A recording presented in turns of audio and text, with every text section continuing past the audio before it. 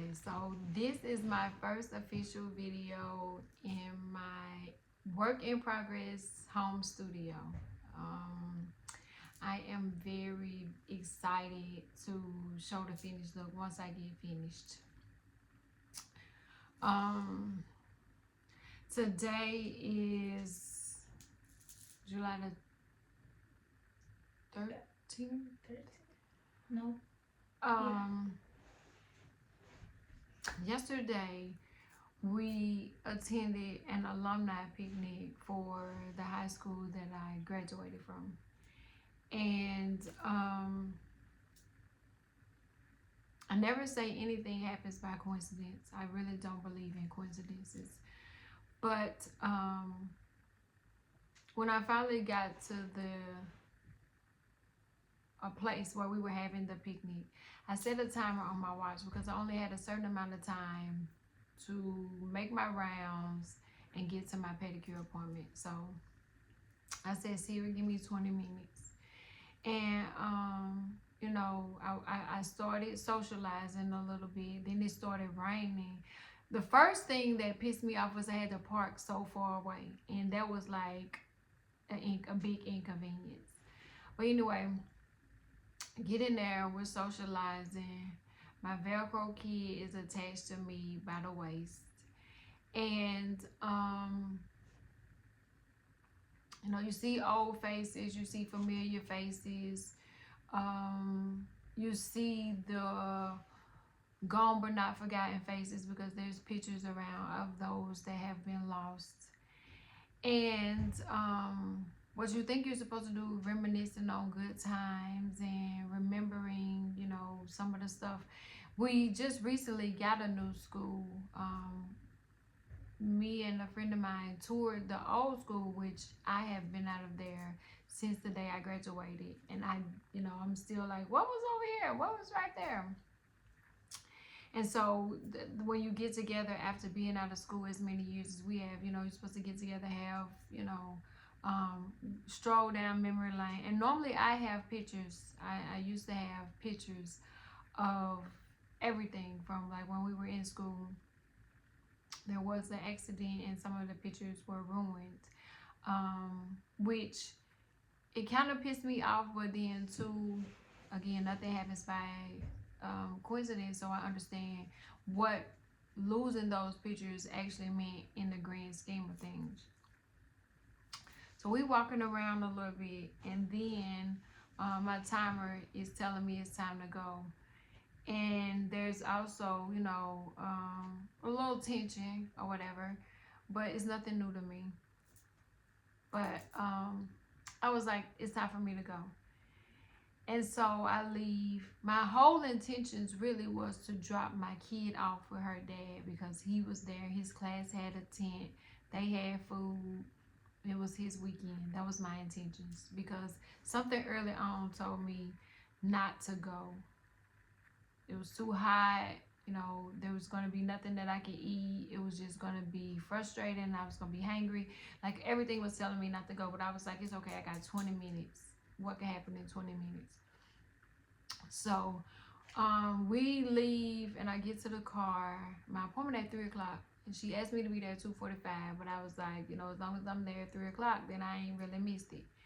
So and the place that I go, you have to make an appointment, and then you call when you get outside, or they not opening the door.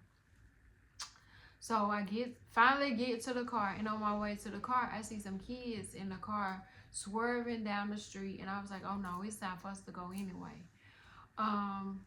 So we get to the car, I pull up at the nail salon, and my ex calls and was like, did you leave her? And I'm like, no, I didn't leave her. Did I tell you I left her? No, she's with me. We at the nail salon or whatever. Which the nail salon was supposed to be my me time, my alone time for me to decompress, enjoy the silence a little bit, listen to a book, listen to some music, have some kind of human interaction that's not somebody that I birthed or somebody that wants something from me or needs something from me. And so I told her, like, yeah, she with me, whatever. And we hang up the phone, I go in, And the minute I get in the pedicure chair, he sends a text and say, "I'm so glad you left with her when you did because they were shooting." And from the tone of his text, I knew that it didn't mean one shot, or, it was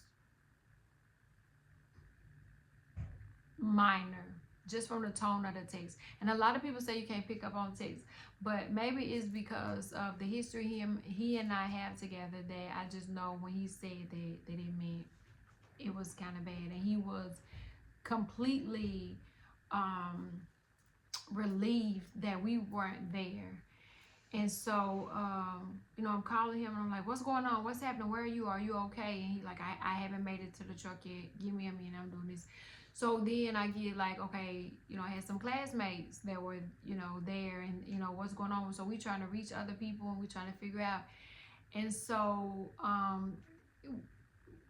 in our hearts, we know this can cause mass hysteria, people running, ducking on the ground, shots are being fired, there's kids there, there's elderly there, there's, a little bit of riffraff there going on. But this is a family-oriented event. It's about togetherness. It's about, supposedly is what it's about. Coming together, showing, love for each other, love for the school, and also supposed to be scholarships, funds, and things like that. We were the third class to do it, so they went like bam, bam, bam. 2 other high schools did it. And we're so small here, we got like friendly school rivalries. It's always been like unspoken. We pick jokes and we make fun, but it's never supposed to get to the violent part. It's never supposed to get to the point where there's any real animosity. Like, things that are being shared is jokes. We laughing, we are entertained by it. So the friendly rivalries that we have is citywide. A lot of times they feel like Tyner, don't compare with the other 2 schools. And we okay with that. You know what I'm saying? We are totally okay with that, because every school is different. The school spirit is different. The atmosphere is different. The togetherness, the camaraderie, everything is different. So one school can't compare to this school, to that school, but we are still pretty much a family, if you will, because one of the first people that I seen when I got out the car was somebody graduated the same year that I did, but from a totally different school. But she was like, "You come to our stuff too?" And I'm like, "Yes." And she introduced herself to my daughter as, "I'm your Aunt Tia from Howard." And we laughed about that. And she was like, "You come to ours?" And I was like, "Yeah, because I went to y'all sports academy a little bit, so I'm, so this is a family-oriented thing, and it's not exclusive to just one school. You're free to go to any of the ones that you want to. But nothing like this has ever occurred. And only by the grace of God, nobody was fatally wounded. Only by the grace of God.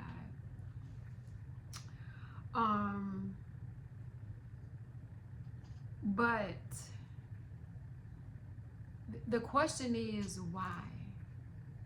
What transpired to cause this? And I wasn't there, thank God. I had just left. I thank God. There was no coincidence. When it was time for me to go, it was time for me to go.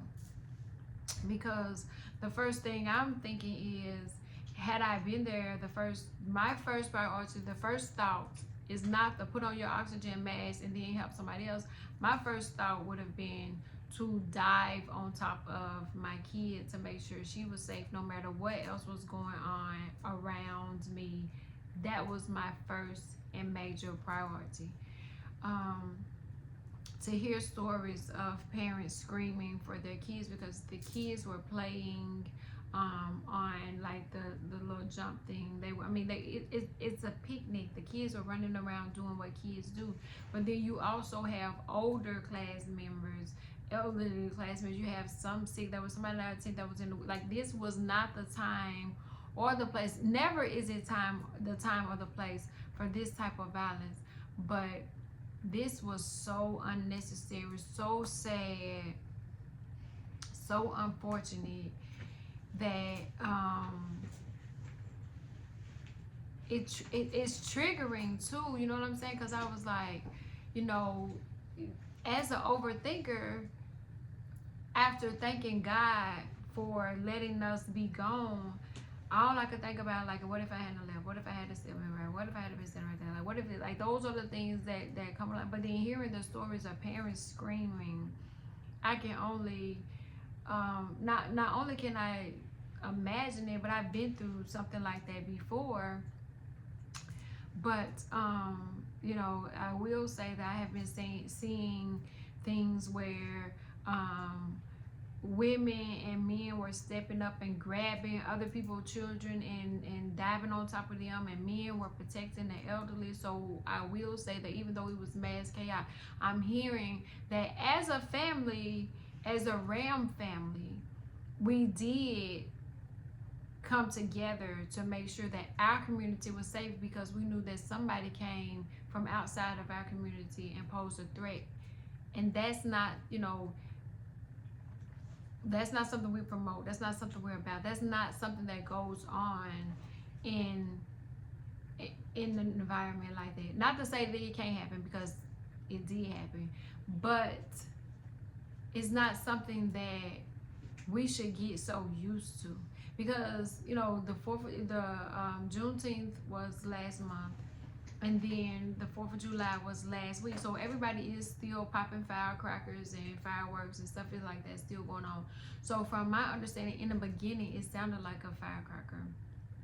But to talk to one of my my friends, and she say you can tell that the sounds were different. There were different, you know, weapons used, so it was different sounds coming out of there. And I was like, that's crazy to even think that you knew, your brain processed the difference to be like, okay, they are firing this, and this one is firing this, and they firing at each other, but they firing blindly into a crowd, and that is not okay. And so we're saying, well, we know these little white ends don't care about nobody. They, you know, they think they got your lives. When they say it's on site, it's on site. I understand that to a certain extent, but on site, y'all need to take that to the war zone. Take it to the front line. Well, if y'all want to be on site with the real public enemy number one, not each other. Not because what is that accomplishing? 4 people were injured. Thank God it wasn't fatal. And even though, you know, the incidents were minor, I think it's the way the news put it, and the people were transported to the hospital. Now comes the psychological, because there's a lot of kids that witness some things that they don't quite know how to process. Or there are some adults that had flashbacks of, like, years ago we used to have this thing called the Bessie Smith Stroke, and there will always be a fight, and there will always be running involved. And that type of thing brings back flashback. But it's also like, now, where is there safe to go? Where is there safe to go where you can send your kids? Or where is there safe to go where you can fellowship with old acquaintances? And for me, even though I was gone, like, even having to, like, the feeling of having to call and check and say, are you okay? Are you okay? Did they okay? Did they play? That alone is traumatizing. It's traumatic. And so my prayers, my heartfelt prayers go out to those that were injured.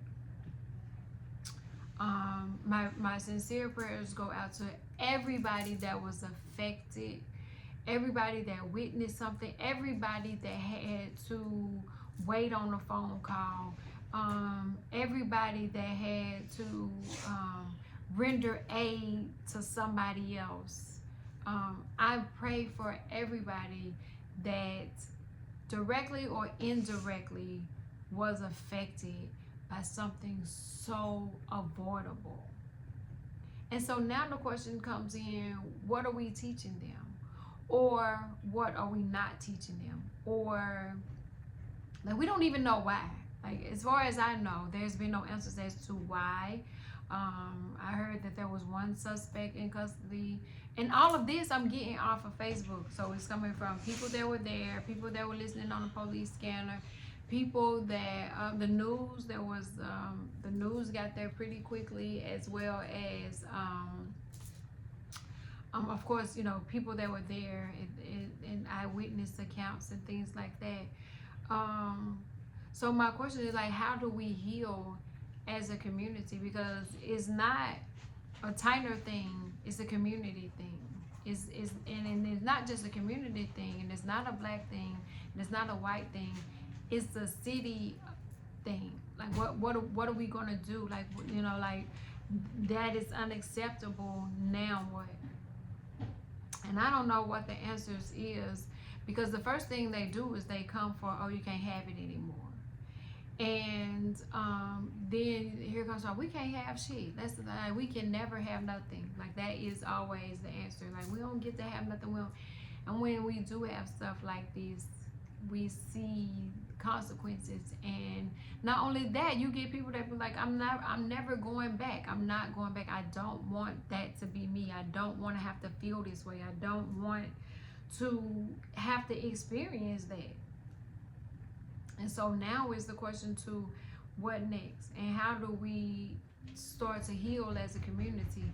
Because this I would compare to the shooting that we had July a couple of years ago, where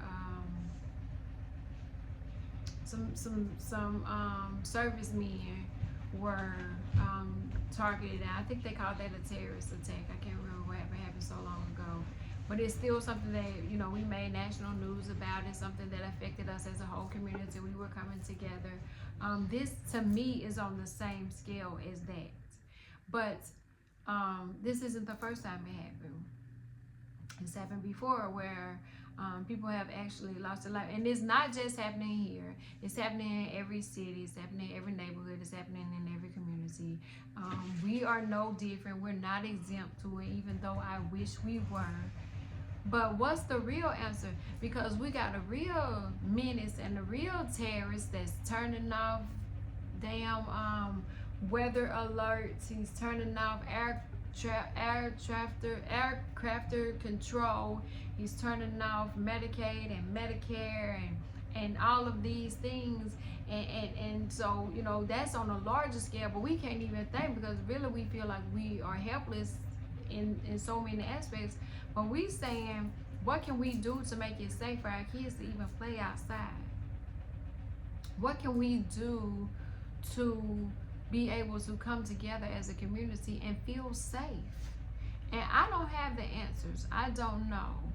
But that's more of a situation where once you get to my age, you be like, I just won't put myself in a predicament to be in that type of situation. Not to say it doesn't happen at schools, it doesn't happen in churches and libraries, and it could happen anywhere, but you get to the point where you say, well, I'm going to avoid those places because I know of that happening in the past, and it could be a possibility. But again, it can happen anywhere and everywhere, and it has happened everywhere.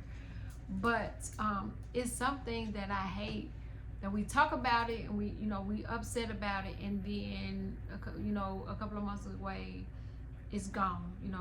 We just forgot about it. It didn't happen, whatever. But as a community, we have to heal. We have to find a way to find some answers to move on, but we definitely need some solutions. So I guess what I'm saying is that those mentors, those community leaders, those chain breakers, those people that are responsible for getting out on the streets and fixing this shit and getting the streets cleaned up and making them safer. Um, y'all up. The churches is 2, 3 churches on every corner. It's time to put up or shut up, and that's putting it lightly. I think, again, I ain't no politician. I ain't the smartest thing, but I do know that we can't continue to allow this type of behavior to ravish our communities, because to be honest with you, it ain't gonna be nothing left to leave the kids behind. And then it's some good kids that don't even get to, they can't, because we're afraid, and we're like, no, you can't go there, no, you can't go there, no, you can't hang there, you can't do that, you can't have fun, you can't do that, you can't do that, and it's not fair to them. But I welcome all suggestions, all recommendations, solutions, questions, comments, concerns. I welcome them all, and I'm gonna take them with a grain of salt, because again, I don't have the answers. All I want to know is, what do we do? Where do we go from here? Like, how do we heal? Because this isn't some shit you can sweep under the rug. You can't just sweep it under the rug and hope that it go away, or pray it away, or think it's gonna go away. It's bigger than that. There's not a rug big enough to sweep this shit up under. There is not, So we're gonna have to come to some kind of conclusion, some kind of solution to try to figure this shit out and try to save this next generation. But step up. Like Rihanna said, pull up. Community leaders, mentors, churches, pastors, preachers, all the other religious titles that you guys give yourself. The D boys and all the way over, like the OGs, all of them, y'all got to get together and figure this shit out. And y'all need to do it now, right now. Our youth is crying. It was another video where I seen, in between watching what's going on online, a little 7-year-old boy was abducted while he was riding his bike. He was screaming help. They found him, thank God. But think about how many kids they ain't finding. How many ones not being caught on Ring cameras or returned home. So this shit is bigger than just this over here. It was a one isolated event, so they say. So I don't know, but prayers, we need them, we appreciate them, we feel them. Now it's time for some action.